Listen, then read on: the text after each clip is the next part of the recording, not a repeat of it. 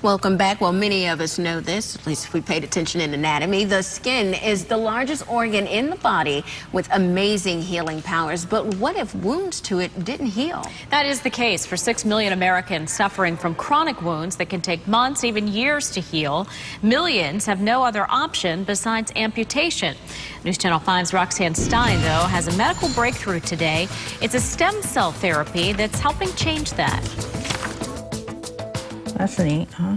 Spending time with her grandchildren hasn't always been easy for Karen Marshall. I have had so many times that I've been down because of infection, and that takes a while to clear up and everything. Doctors diagnosed Karen with CREST syndrome 10 years ago, an autoimmune disorder that makes it difficult for her to heal. A paper cut took her 9 months to close up. A deep leg wound took 5 years. After a MRSA infection exposed her tendons around her ankles, doctors made a recommendation. He says you can either just continue doing what you're doing forever and ever or cut it off. I wouldn't accept it.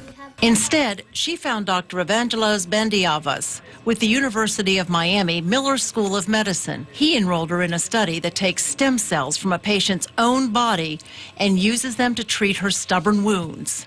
We have had patients who have not healed for more than 10 years and have achieved full healing. These cells along the bottom are actually the bone marrow cells growing in the dish.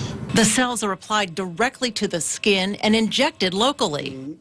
The very bright green areas are bone marrow cells that are entering into the wounded area, and they're incorporating into the muscle tissue, as you can see right here, overlying some of the muscle.